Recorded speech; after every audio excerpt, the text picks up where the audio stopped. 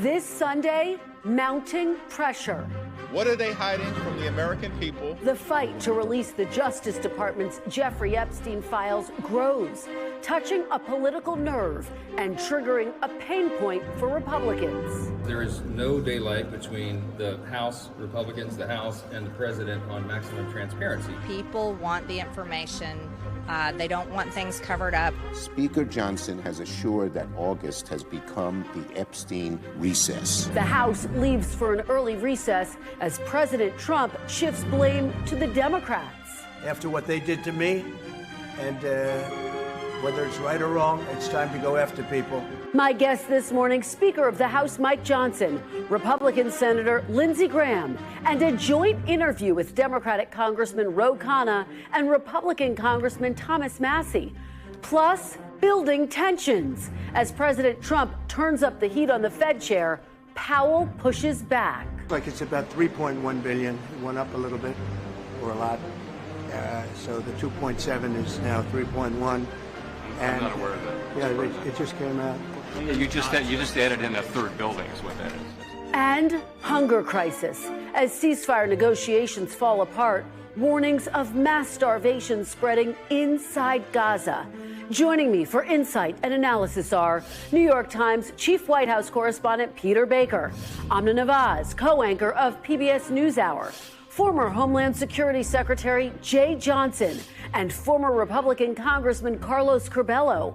Welcome to Sunday. It's Meet the Press. From NBC News in Washington, the longest-running show in television history, this is Meet the Press with Kristen Welker. Good Sunday morning. President Trump is waking up at his golf resort in Scotland this weekend, but unable to shake the controversy that is increasingly engulfing his White House back at home. Those growing calls for his administration to release all of the files related to Jeffrey Epstein. Epstein was a financier convicted of sex crimes and facing federal sex trafficking charges when he was found dead in his jail cell in 2019, ruled a suicide. On the campaign trail, Mr. Trump said he would release the Epstein files. Would you declassify the Epstein files? Yeah, I would. All right. I guess I would. But now his administration is backtracking, creating a backlash from Democrats, and for the first time from many in his own base. The president facing mounting questions about his relationship with Epstein, trying to shift the focus. You're making a very big thing over something that's not a big thing. Don't talk about Trump. What you should be talking about is the fact that we have the greatest 6 months in the history of a presidency. This week, the Wall Street Journal reported that back in 2003, Mr. Trump contributed to a collection of letters to Epstein for his 50th birthday, allegedly writing a bawdy letter to Epstein, which included an outline of a naked woman. The president has forcefully denied he wrote the letter and is now suing the Journal. You maintain you did not write a letter for Jeffrey Epstein's birthday? I don't even know what they're talking about. Now, somebody could have written a letter and used my name, but that's happened a lot. The Journal also reported that Attorney General Pam Bondi informed Mr. Trump during a May briefing that his name appeared in Justice Department documents related to Epstein. While the White House confirms that meeting happened, the president denies being told his name appears in the files. No, I was never briefed, no. Being named in the files is not evidence of wrongdoing. And Epstein's one-time girlfriend, Ghislaine Maxwell, who is serving a 20-year sentence, convicted of assisting his sex trafficking ring, including luring and abusing young women herself, answered questions from DOJ officials for 2 straight days, prompting the question, would the president pardon her? When Mr. Trump was pressed, he didn't rule it out. It's something I haven't thought about. It's really something. I'm allowed to do it, but it's something I have not thought about. All as the drumbeat for the release of the Epstein files continues to grow louder, and as Republican infighting over the potential disclosure has reached a fever pitch. People want the information. They don't want things covered up, especially when it comes to the most well-known convicted pedophile in modern day history. It's important to them, and they really want the information out. And joining me now, a bipartisan duo who is teaming up to force a House vote demanding the release of the Epstein files. Republican Congressman Thomas Massie of Kentucky and Democratic Congressman Khanna of California. Welcome to Meet the Press to both of you. Thank you. Thank you. Thank you both so much for being here. I want to start with a question for both of you. House Speaker Mike Johnson, who will be my next guest, has accused you of being hypocritical for pushing for the release of these files now and not when former President Biden was in office. Take a listen to what he had to say. Remember, President Biden and his DOJ had these files for 4 years. Neither of those guys said a word about it. Thomas Massie is suggesting that this is some sort of watershed moment. We are all on the same page trying to advance the truth, full truth and transparency. And the idea that he's suddenly so concerned about it is curious to me. He waited until President Trump was elected to bring hypocritical? this. Seems that way to me. Congressman Khanna, let me start with you first. Why are you pushing for the release of the Epstein files now and not during President Biden's administration? Well, Speaker Johnson's a friend. We came into Congress together, but I hope he'll join us for transparency. Actually, in 2019, I tweeted out that I was working with Elijah Cummings to have a full investigation of the Epstein situation and the debts associated with it. Then in 2021 and in 2024, the courts started to release Epstein files. Then you had a situation where the president of the United States, President Trump, says, when he's president, we're going to release all the files. And Pam Bondi says that there's a client list. There may not be a client list, but we're going to release all the files. I didn't say anything while giving him the benefit of the doubt in the first few months. What triggered this is Pam Bondi issuing a memo saying there's nothing more to be seen after saying that there was an Epstein file and a list. And that's what triggered this crisis of trust. That's why we need a full disclosure now and why I have teamed up with Representative Massie and 11 other prominent Republicans to demand that. Well, Congressman Massie, let me turn to you. What say you? Are you being hypocritical by demanding this now and not sooner? No, not at all. Look, the release of the Epstein files is emblematic of what Trump ran for and why he got the populist vote. There seems to be a class of people beyond the law, beyond the judicial system, that operates outside of all of that. And we all thought that when Trump was elected, he would be the bull in the china shop and that he would break that up and bring transparency. Frankly, it wasn't until just recently that I realized that people who were allegedly working on this weren't sincere in their efforts. And also, politics is the art of the doable. There's enough public pressure right now that we can get 218 votes and force this to a vote on the floor. Somebody should ask Speaker Mike Johnson, why did he recess Congress early so that he didn't have to deal with the Epstein issue? He can bring this to the floor at any point, yet he's chosen to send us home early for August recess. Well, Congressman Massie, let me delve into this with you. We will get to Johnson in just a moment. The Department of Justice says they will not be releasing further Epstein material in order to protect what they say is more than 1,000 victims, many of whom were underage. I want to read you a little bit of a DOJ memo which writes, quote, sensitive information relating to these victims is intertwined throughout the materials. One of our highest priorities is combating child exploitation and bringing justice to victims. Perpetuating unfounded theories about Epstein serves neither one of those ends. What is your response to the concern that releasing these files could ultimately hurt the victims, Congressman Massie? Well, look, that's a straw man. Roe and I carefully crafted this legislation so that the victims' names will be redacted and that no child pornography will be released. So they're hiding behind that. We're trying to get justice for the victims and transparency for America. And so, you know, we've redacted things before. We don't want to hurt the victims. We're doing this for the victims. I think it's just something that they're hiding behind. And at the end of that statement, I heard something about conspiracy theories or something like that. Look, they're the ones, it's the president's own attorney general, FBI director, and children who said that, and vice president, who said that these files need to be released. We're just trying to hold their feet to the fire. Well, Congressman Khanna, take another piece of this. Based on what you are proposing in this legislation, the names of, frankly, anyone who flew on Jeffrey Epstein's planes or visited any of his properties, anyone named in the files who was not a victim, will likely be publicly released if these files are released. Is it fair to release files that may never see their day in court, but could be devastating, quite frankly, to the people mentioned in them?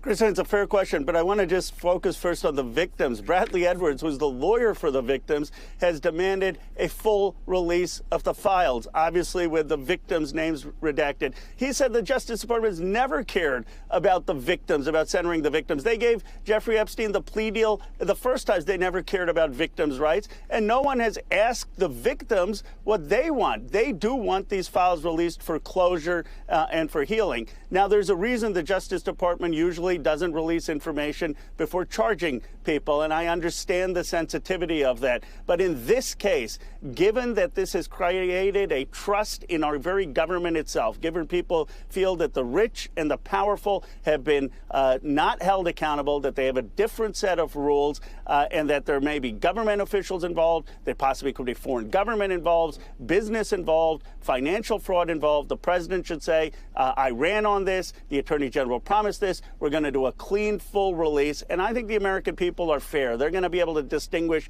between someone who got a grant from Jeffrey Epstein to do cancer research versus rich and powerful men who were abusing underage girls.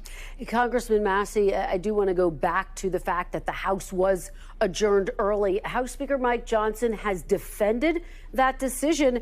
He says, look, the White House is already pushing for the release of the grand jury materials. Obviously, that's been held up in court. He's accusing you of trying to inflict political pain on your party by criticizing him for adjourning the House early. Is he right? Are you trying to inflict political pain with this criticism?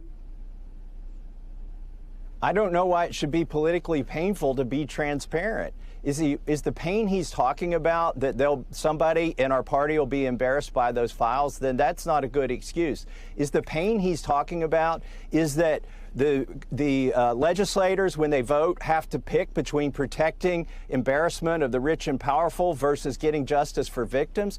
I don't really understand what he means by that. Why is it painful for Mike Johnson to call a vote on this?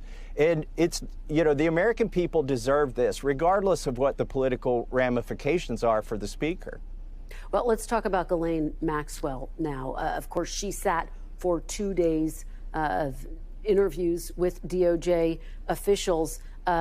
President Trump was asked, does he want to pardon her? He said he hasn't thought about it, but he's allowed to do it. Congressman Massie, first to you, would you support a pardon or commutation of Ghislaine Maxwell? That would be up to the president. But if she has information that could help us, then I think she should testify. Let's get that out there. And whatever they need to do to compel that testimony, as long as it's truthful, I would be in favor of. Well, Congressman Khanna, look at her record. Convicted of sex trafficking of a minor, sex trafficking conspiracy. The list goes on and on.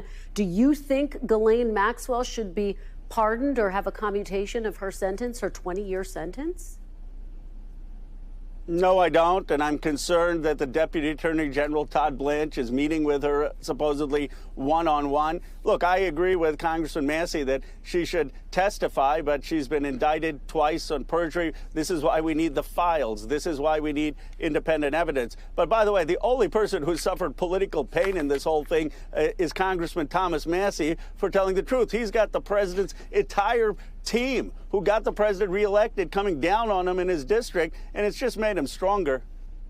Well, Congressman Khanna, I have to ask you, politically speaking, the implication for Democrats, there has been a lot of focus by yourself, by other Democrats on this issue of Jeffrey Epstein. Prior to this, you all were talking about the so-called big, beautiful bill, the fact that the CBO had estimated, for example, some 10 million people could be kicked off of their health care. Are you concerned that by focusing on Epstein, you could overshadow Democrats' message on pocketbook issues and hurt your chances in the midterms?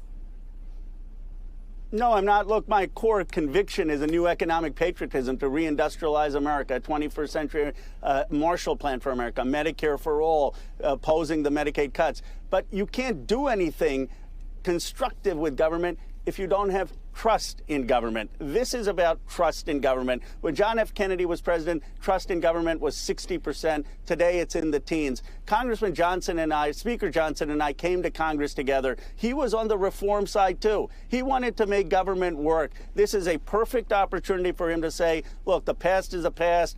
Okay, I didn't love that he shut down government.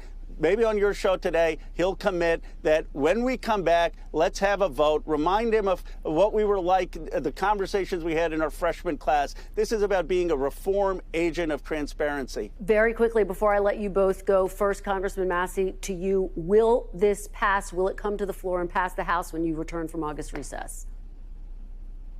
Well, I hope it does because, you know, the question you asked, Ro, this is going to hurt Republicans in the midterms. The voters will be apathetic if we don't hold the rich and powerful accountable. I think when we get back, we can get the signatures required to force this to the floor. Speaker Mike Johnson should do the right thing and just bring it to the floor and not require us to force it. And he'll have a choice once we get those 218 signatures. Is he going to try and change the rules of the House of Representatives midstream or not? If he does, that becomes the vote for the American people. Congressman Khanna, I'm out of time, but yes or no, will it pass? It will pass. All right, there you go. Congressman, thank you so much for joining us for this conversation. We really appreciate it. Thank you so much. And when we come back, Speaker of the House Mike Johnson joins me next.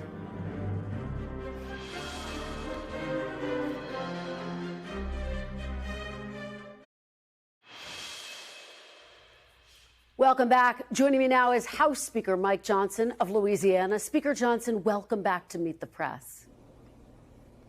Great to be with you. Well, it is great to have you. You just heard my conversation with Congressman Massie, Congressman Khanna. So let me start off with this question. Why did you adjourn the House early? And does it run the risk of feeding the perception that there's something to hide in the Epstein matter? Look, these are all important questions. Let me be absolutely clear, as we have been from the very beginning. House Republicans insist upon the release of all credible evidence and information related to Epstein in any way. But we are also insisting upon the protection of innocent victims. And our concern is that the Massie and Khanna discharge petition is reckless in the way that it is drafted and presented. It does not adequately include those protections, and I can explain all the details of that.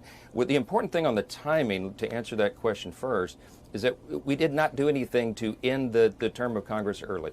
The Massie-Khanna discharge petition was filed so that it would not ripen until a day after Congress had previously been scheduled for almost a year to be out of session and in the district work period for August, and that is the timing of it. So what we did do this week is end the chaos in the Rules Committee, because the Democrats are trying to use this in a shameless manner for political purposes, quite obviously.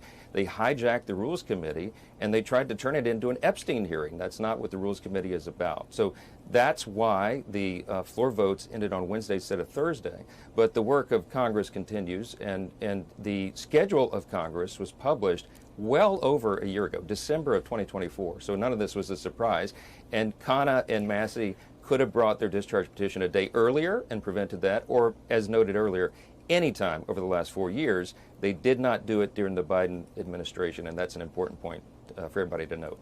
But, Mr. Speaker, it's not just Republicans supporting this. It's 11, not just Democrats, it's 11 Republicans as well. Let me just ask you, because I hear you saying that, yes, the files should be made public while protecting the victims. Let me just ask you, though, should all of the files related to Jeffrey Epstein be released and made public?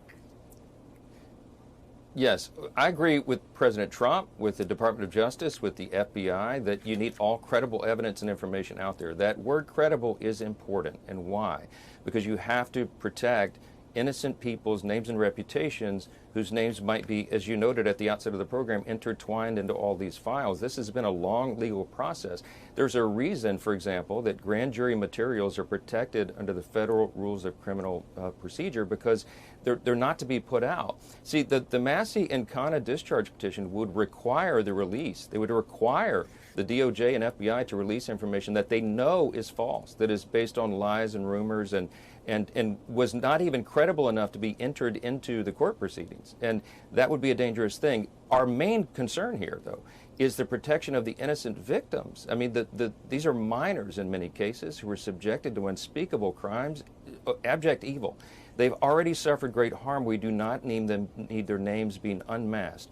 The Massie and the Khanna discharge petition does not have adequate protections. For example, in the way that it was drafted, they cite that they don't want child abuse, sex abuse information uncovered, but they cite the wrong provision of the federal code, and so it makes it unworkable. It requires the DOJ to release grand jury testimony. They are prohibited by law from doing so. So it is not the right approach. There is another approach out there. The House Republicans on the Rules Committee have a resolution that is well drafted, that is thoughtfully drafted by lawyers that would make this workable. That's the approach. We have to protect the innocent. We'll do it at all cost. They do say that they want victims' names redacted, though, just to be clear. Let me move on to Ghislaine Maxwell. Yes, but their language doesn't adequately produce that. Yes, go ahead. Okay. Yeah. Let me move on to Ghislaine Maxwell. As you know, Mr. Speaker, the Deputy Attorney General spent 2 days interviewing her. She, of course, has been convicted of grooming, recruiting, abusing young teenage girls, along with Jeffrey Epstein. Mr. Speaker, Maxwell's attorney said she answered all questions honestly and truthfully, but do you think that Ghislaine Maxwell can be trusted? Well, I mean, look, it's a good question. I hope so. I hope that she would want to come clean. We certainly are interested in knowing everything that she knows. And as you'll note, in our House Republican majority, we're working towards that. Chairman Comer and our Oversight Committee has already issued their own subpoena. They want to bring in Ghislaine Maxwell as well. I hope she's telling the truth.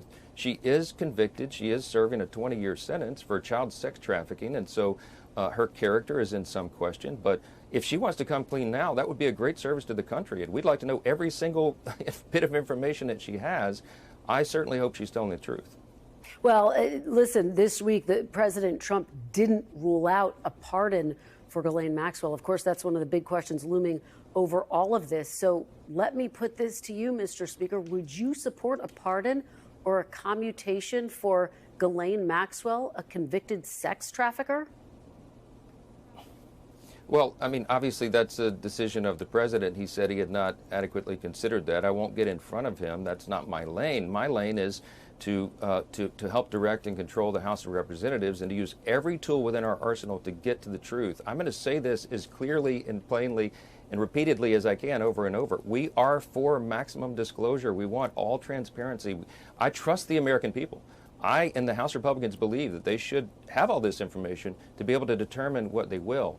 But we have to protect the innocent. And that's the only safeguard here that we've got to be diligent about, and I'm insistent upon doing so. Well, I guess my question is, are you open to a pardon or commutation? I mean, Mr. Speaker, the victims referred to Maxwell as Epstein's right-hand woman. Here's what one victim who testified under a pseudonym told the court at sentencing, quote, "The many acts that were perpetrated on me by Epstein, including rape, strangulation, and sexual assault, were never consensual and would not have occurred had it not been for the cunning and premeditated role Ghislaine Maxwell played." Is that someone deserving of a pardon or commutation in any circumstance, Mr. Speaker? If you're asking my opinion, I think 20 years was a pittance. I think she should have a life sentence at least. I mean, think of all these unspeakable crimes. And as you noted earlier, probably 1,000 victims. I mean, you know, it's hard to put into words how evil this was, and that she orchestrated it and was a big part of it. At least under the criminal sanction, I think is an unforgivable thing. So, again, not my decision, but I have great pause about that, as any reasonable person would. Two more critical topics to get to with you, Mr. Speaker. Let's talk about what has been called the Big Beautiful Bill. In June, you told me the bill would not cut Medicaid, but 2 Republican senators ultimately voted against it because of what they thought were cuts to Medicaid. And Senator Josh Hawley is already out proposing legislation to actually roll back some of the Medicaid cuts that he just voted for. Did the Medicaid cuts go too far, Mr. Speaker? The bill does not cut Medicaid. The one big beautiful bill does not cut Medicaid. What it does is strengthen the program. And we talked about this, Kristen, is that the problem is there's a high degree of fraud, waste, and abuse in that program. I'm talking about tens of billions of dollars every year. What we did is we went in to go in and fix that. We introduced work requirements, which is a wildly popular notion in public opinion polling because it makes sense. Medicaid is a safety net program. It is intended for the elderly, the disabled, young, single, pregnant women, young mothers. And those resources are being drained because you had able-bodied young men, for example, with no dependents who are riding the wagon. That's not right. It's morally wrong, and it doesn't comport with the law. So what we did in our big, beautiful bill is we went in to carve those guys out of that program. They have work requirements now, 20 hours a week. They either have to be working, looking for a job in a work training program or volunteering in their community, which is good for them and their surroundings. We find dignity in our work. We're proud of that reform. And by the way, there was a Harris and Harvard poll that came out about 2 weeks ago. And they looked at 17 of the 21 primary provisions in that big, beautiful bill. And 17 out of 21 are majority support in the public. And that's after the onslaught of the mainstream media and Democrats lying about the bill. So we're excited to go out into our districts in August and tell the truth. But, Mr. Speaker, Josh Hawley says he is worried about cuts to payments and Medicaid reimbursements. Why would he be introducing a bill to roll back cuts in Medicaid if there were no cuts in Medicaid? He says the people in his state are going to suffer. I haven't talked to my friend Josh Hawley about his legislation. I'm not sure what that's directed to, but I will tell you that the one big beautiful bill safeguards the program. It strengthens it. It makes sure that Medicaid will be there for those who actually need it and who the law is intended to provide for. It is not for illegal aliens. We've kicked them off. It's not for people who are gaming the system. We've kicked them off, and it's not for people who should be working. They have to be able to prove that they're in one of these programs in order to get those benefits. And I think taxpayers will be served very well by that. But everything else in the bill is wildly popular as well. Let me ask you about a critical issue on the world stage. The world has been watching what has been unfolding in Gaza. We are going to show some of these pictures. They're very disturbing, Mr. Speaker. Of course, this humanitarian crisis, children starving to death. Israel has now paused military operations amid the international outcry over this hunger crisis. Are Israel's actions too little too late, Mr. Speaker? The images are disturbing and heartbreaking. We all want a peace there in that region. President Trump is trying to forge that, and we support it 100%. I will tell you that I've spoken to my friend Ambassador Leiter, the Israeli ambassador to the U.S. and to other Israeli officials. This is important to note. Israel, since this war began, has supplied over 94,000 truckloads full of food. It's enough food to feed 2 million people for 2 years, trying to get that into Gaza. But Hamas has stolen the food. A huge amount. In fact, in 2024, the numbers are that Hamas profited over $500 million in stolen food aid that was supposed to go to these poor people who needed it. That's half of their budget. So this is a broken system. The UN needs to work with Israel to make sure that the food is getting to the people that need it most. The IDF, I'm told as recently as this morning, will begin tomorrow in opening new channels of distribution to get it to those people who are desperately in need. That's Israel's intention, that's the U.S.'s intention, and the UN as well. All right, Mr. Speaker, we are out of time. We should note the New York Times just yesterday did report that the IDF never found proof that Hamas had systematically, that word systematically, stolen deliveries of aid provided by the UN and other groups. We do really appreciate your joining us, and I hear you defending the Israeli position on that. Thank you, Mr. Speaker. You got it. Thank you. Yeah, thank you. When we come back, Republican Senator Lindsey Graham of South Carolina joins me next.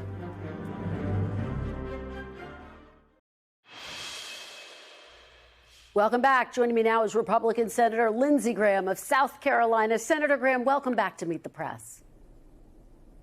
Thank you. Thank you for being back. So let's start with the Epstein files. Let me ask you the question I've asked everyone. You've just heard my conversations. Do you think that the Jeffrey Epstein files should be released in full, Senator? Yeah, I like what the Speaker said. I'm on board with Speaker Johnson to release as much as you can, protecting victims the best you can. All right. Well, let me ask you about this twist that happened this week. President Trump seemed to want to try to shut down questions about the Epstein files by accusing former President Obama of treason.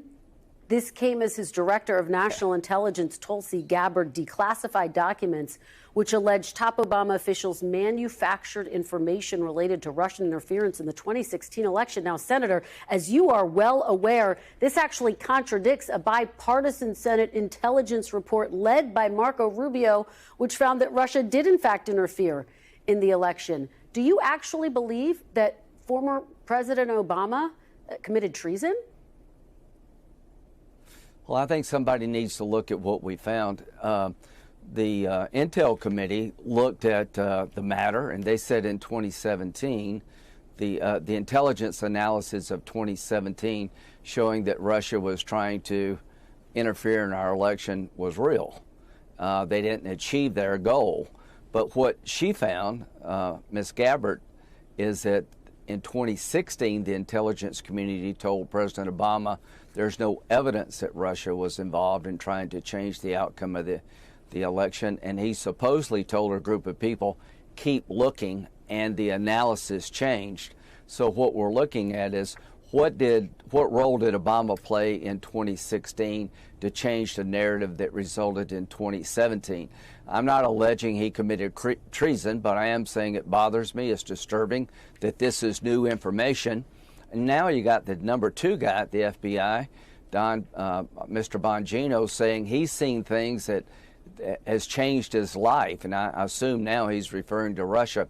So the best way to handle this is if there is evidence of a crime being committed or suspected evidence of a crime being committed, create a special counsel to look at it. I think that's the best way to go. Okay, let me follow up with you on your calls for a special counsel investigation.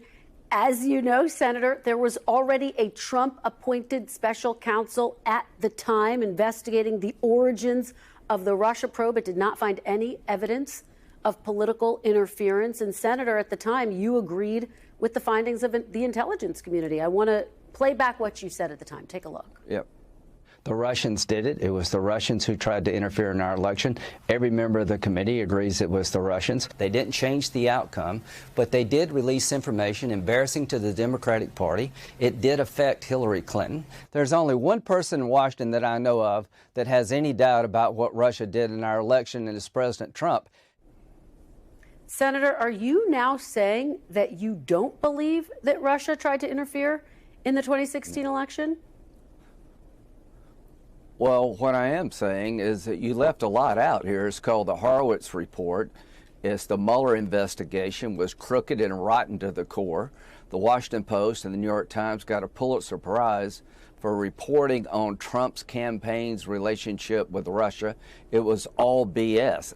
At the time, I didn't know any of that. At the time, I didn't know that they were manufacturing evidence to get FISA warrants. There was a confirmation bias. Durham didn't say there was no political bias. He said quite the opposite. He said every time a FISA warrant was sought in the Mueller world, they got it, and the errors made to get warrants in this space were a lot greater than they were in anything not involving Trump. But what I'm saying is that this is new evidence. This is something I didn't know, you didn't know, that in 2016, Obama suggested, I don't like the outcome that there's no evidence Russia was involved.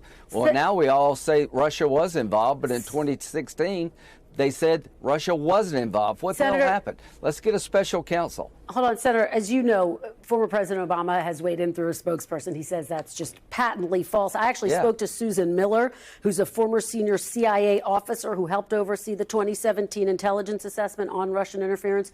She says it's completely false that Obama or anyone else asked them to change or sway their investigation. She says she says, and she's a Republican, says they all would have quit if that had happened. Senator, are you trying to rewrite history to distract from the Epstein matter, Senator? No, I'm trying to let you know and the media know that we found something we didn't know before. At the end of the day, I'm not calling for a prosecution against President Obama for treason, but I am calling for an investigation. Mr. Miller also said there was no credible evidence that President Trump colluded with the Russians. For years and months and days and weeks, people had their lives turned upside down chasing the Mueller narrative that Trump was in bed with the Russians, that the Trump campaign was colluding with the Russians. The only people colluding with the Russians were the Hillary Clinton campaign and Christopher Steele manufacturing a document to get warrants against Carter Page based on lies and falsehoods. So, yeah, I'm very familiar with it. What you don't seem to acknowledge is there's something new being found. Rather than reinventing the wheel here, let's go back to a special counsel model to look at this something new. The something new is statements by President Obama. I don't like your analysis. Russia wasn't involved here in 2016. Senator, you're saying there's something new. This report goes back to 2020. It's 5 years old. There's actually nothing new in this report and nothing that changes any conclusion. But I want to talk about Gaza. Turned over is new to me. Senator, it's new to me. But Senator, you're trying to sweep this stuff under the rug, and that's not right. But Senator, you know that at the time you said you did believe the assessments and the multiple investigations. But let me move on to Gaza. Let's talk about Gaza, Senator, because this is so important. As I just talked about with the House Speaker, the world is just watching this humanitarian crisis unfold. President Trump said he told Prime Minister Netanyahu to, quote, finish the job this week. I know that you are in touch with President Trump. You're in touch with Israeli officials. What are you anticipating is going to happen next? What does finish the job mean, Senator? Well, I talked to Cindy McCain last night. Here's some good news for the people in Gaza. Humanitarian quarters are now going to be open. Israel's going to work with the UN, the World Food Program, to get some food into these people who need it. But I think what the topic we're talking about today is a change in strategy. I think President Trump has come to believe, and I certainly have come to believe, there's no way you're going to negotiate an end to this war with Hamas. Hamas is a terrorist organization who is chartered to destroy the state of Israel. They're religious Nazis. They hold Israeli hostages. I think Israel's come to conclude that they can't achieve a goal of ending the war with Hamas that would be satisfactory to the safety of Israel. And if they're going to do in Gaza what we did in Tokyo and Berlin, take the place by force, then start over again, presenting a better future for the Palestinians, hopefully having the Arabs take over the West Bank and Gaza. But I think going forward, Christian, you're going to see a change in tactics, a full military effort by Israel to take Gaza down like we did in Tokyo and Berlin. Senator, bottom line, does that mean the hostages are not going to be coming back alive if Israel were to move forward with what you're effectively saying? I hope not. I think there are people maybe in the Hamas organization that would accept safe passage if they release the hostages. If I were Israel, I'd make that offer to Hamas fighters. You can leave safely. We want our hostages back. But here's the problem Israel has. They're losing soldiers 4 and 5 a week. I hope and pray the hostages will come back. Hamas could end this tomorrow by laying down their weapons and releasing the hostages. There is no future for the Palestinian people as long as Hamas is around. So all I can say is that you're going to see, I think, in the next days and weeks, a military effort to destroy Hamas akin to what we did in Tokyo and Berlin to destroy the Nazis and the Japanese. Well, we all are praying for those hostages still. Senator Lindsey Graham, thank you so much. When we come back, the cancellation of a late-night comedy show and what we've heard from its iconic host over the years. Our Meet the Press Minute is next.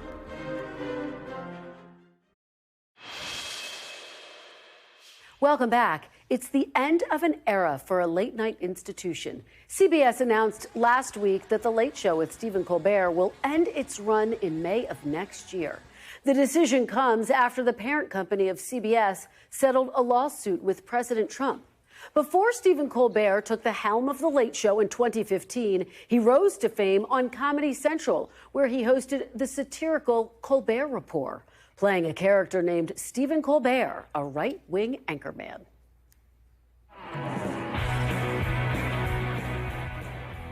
In 2007, Colbert joined Meet the Press, where he talked about the importance of making his audience and himself laugh. I read a wonderful quote from you. You were talking about humor, and particularly after September 11th, 2001. Yeah.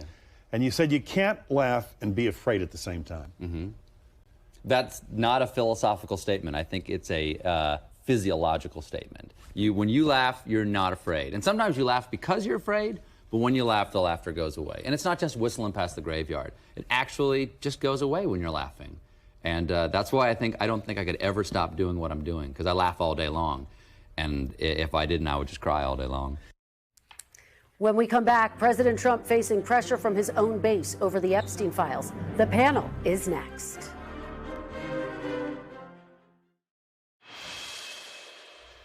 Welcome back. The panel is here. Amna Nawaz, co-anchor of PBS NewsHour. Peter Baker, chief White House correspondent for the New York Times. Former Homeland Security Secretary Jay Johnson and former Republican Congressman Carlos Curbelo. Peter, let me start with you. You've been writing extensively about the Epstein matter. It's broken through in a way that other scandals haven't. Yeah. President Trump can't shake it. Why? What's different? Well, look, this is a president who came to the political stage stoking conspiracy theories, stoking suspicion of government, suspicion of elites, and now suddenly he's in charge of the government that won't release the files that people say show that he was right. And so it's of course coming back to bite him with the very people he has cultivated over the last decade, basically. Well, and Amna, it's so fascinating because all of the guests this morning said they want the Epstein files released in some form or fashion. What did you make of what we heard this morning? There's been a little bit of an evolution to the Republican messaging. You see the qualifying statements there about just the credible information. We want to make sure we're protecting victims. All of that is absolutely true. No one's arguing otherwise. But, you know, President Trump and his supporters are asking his base to really get their heads around a lot. It's a lot of whiplash. You had in January people closest to him like Kash Patel at his confirmation hearing saying, we're going to get all the information out. You had in February Attorney General Pam Bondi saying, I have the client list on my desk. By July, they're saying there's nothing there. There's no client list. Pay no attention to this. I should say the president's been somewhat consistent on this. Even last June, during the presidential campaign, he was saying he supports some release of the information, but he wants to protect victims and he doesn't want the phony stuff coming out, as he says. But the context for this is that this is a guy who now faces Americans, more than half of whom say they don't like the way he's handled this issue. 37% approval rating. That's a 10-point drop from the beginning of the term. It's a lot for the president. Carlos, it is having an impact. How significant is this divide in the MAGA base? Is it real? Is it lasting, do you think? It is very significant because it is so contradictory to what the base believes about Donald Trump. Donald Trump is the anti-establishment superhero. He is the populist superhero for his base. And now for the first time, he's the one saying, let's be measured. Let's keep this information hidden. So that's very shocking. And House Republicans in particular, the ones in swing districts, it's ironic because the ones that are sweating right now are the hardliners. Members in swing districts really aren't having to talk about this very much, but the ones in swing districts depend on that base. And if there's any lack of enthusiasm in that base going into 2026, then that could have real consequences. Jay, talk about what we heard from Senator Lindsey Graham, this effort to try to bring former President Obama the attention back on the investigation into Russian meddling in the 2016 election. You heard what Senator Graham had to say. What do you make of that part of the story? I'll just repeat what my former boss, President Obama, said. It's bizarre. It doesn't make any sense. To the extent people want to relitigate what happened 9 years ago, first, it's important to go back to October 2016. We had an evolving intelligence picture, but we believed it was important that the American people know that there was a foreign actor with his thumb on the scale. But we did not say pre-election we believed they were trying to help Trump hurt Clinton. After the election, the president wanted to put out as much as possible to the American people so the public would understand what happened. There was the assessment done in January 2017 that said that the Russian government favored Trump, was out to hurt Clinton. Most significantly were the congressional reviews, specifically the Senate Intel Committee. Their final version of the report on this came out in November 2020 during a lame duck session after Trump had lost, but while the Republicans We're still in control of the Senate. A lame duck, forgive me, Carlos, is when Congress tells you what they really think about things. And so the Sisi report, done by a very professional Republican-driven staff, made the same conclusion that the Russians were out to help Trump hurt Clinton in even more forceful terms. And that is the idea that there were just so Chaired, many by the way, investigations. by now Secretary Rubio. of State Marco Rubio. Yes, indeed. Peter Baker, zoom out for us. How might this impact Republicans, Democrats, and the midterms? It's a way of trying to muddy the waters, right? Don't pay attention to this, pay attention to that. What you saw is the President of the United States put out a video showing, an artificial intelligence video showing Obama being handcuffed in the Oval Office and put in prison. And another image over the weekend showing him in the white Bronco as if he was O.J. Simpson being chased by police officers. We should stop for a second and remind ourselves that this is not what presidents do. Presidents don't do that. Even if you think there was some criminal issue, no president is supposed to weigh in on an issue that might be adjudicated like that. He has taken a fog of innuendo, a smattering of selective facts, and added that up to say this is a years-long coup. That was the phrase Tulsi Gabbard used, and treason. And there's zero backing that up. But it's a way of trying to get the base energized against a common enemy, and that enemy, of course, being Barack Obama and the Democrats. Democrats are trying to energize the base with the Epstein matter. The question is, will it overshadow what I put to Khanna? Will it overshadow the pocketbook issue? I don't think we know what's going to happen next week, let alone in the midterms just yet. How much this actually resonates with voters, we do not know. But I will say, I know we're having this conversation in a political context related to Epstein because it's an issue right now with Democrats and Republicans. To not lose sight of the victims in all of this is important. And I just want to give a quick shout out to people like Julie Brown at the Miami Herald, the journalist who uncovered a lot of these heinous crimes in the first place. To you and your team here, Peter and his team, my team at the NewsHour, even in federal funding cuts, are working on this. If there's going to be credible information that comes out from this, it's going to be because it's led by the facts, not by politics. Yeah. And look, the best thing for Republicans to do is to get some information out there as soon as possible. Maybe get Pam Bondi answering some real questions. The best thing for Democrats to do is to stay out of the way. If they make this an us versus them issue, that's the best thing that can happen to Donald Trump. I agree. I worry that a large segment of the American public is drowning in conspiracy theories. I think Democrats should stay away from this, focus on what we know really matters to the American people, pocketbook issues, the economy, tariffs, so forth. All right. Powerful final message. Thank you all for joining us. Really appreciate it. That is all for today. Thank you for watching. We'll be back next week because if it's Sunday, it's Meet the Press.